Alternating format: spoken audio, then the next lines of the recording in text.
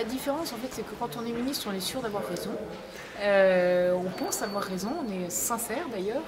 Et que quand on est dans l'opposition, on a beaucoup plus le temps de travailler, de prendre du recul. À l'inverse, quand on est dans l'opposition, on a peut-être un peu trop souvent tendance à avoir un regard critique et à juger que tout ce qui est fait par la majorité est nécessairement mauvais. Donc il faut savoir de temps en temps, effectivement, laisser passer ou dire oui à certaines dispositions pour, d'un autre côté, dire non, ça va pas dans le bon sens. Et puis surtout, il faut proposer.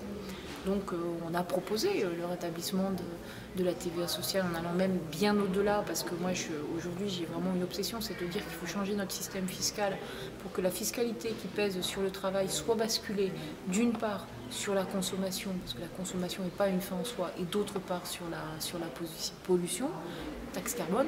Donc j'ai proposé des choses sur ce point, mais il faut qu'on conçoive bien notre rôle non pas comme premier opposant, mais comme premier proposant.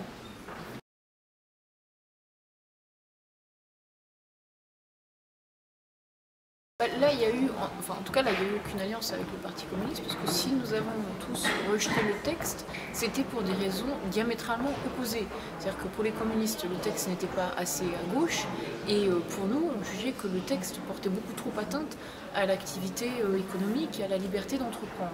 Donc c'était vraiment des raisons opposées. Il y a des alliances, moi j'en ai eu plusieurs fois, avec Europe Écologie, avec les socialistes, ou avec d'autres, évidemment avec l'UMP, mais ça c'est normal.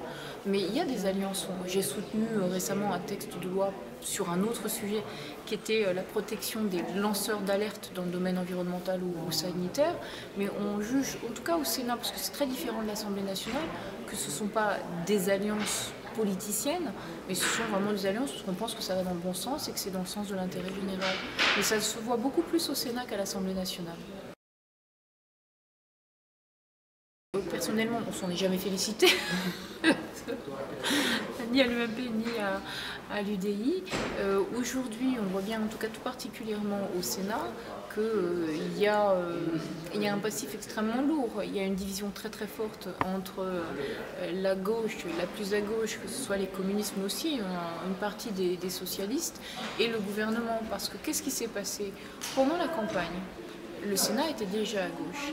Et donc les socialistes, avec les communistes, ont voté certaines dispositions très à gauche. Par exemple, pour supprimer toute aide publique à des entreprises qui auraient trop d'emplois dits ou jugés précaires, ce qui est très relatif, parce qu'on ne sait pas comment juger le trop.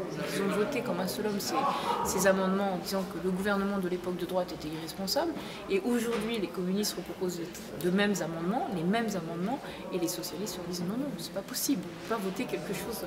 Donc la grande difficulté, on le voit bien, c'est que les socialistes se sont fait élire sur des discours et sur un programme, et que le principe de réalité fait qu'ils ne peuvent pas de toute façon les appliquer. Donc manifestement, la majorité de gauche aujourd'hui, plus les communistes d'ailleurs, se fissurent. Et ce qui est intéressant, c'est que beaucoup pensaient que les difficultés viendraient de l'alliance avec les écologistes.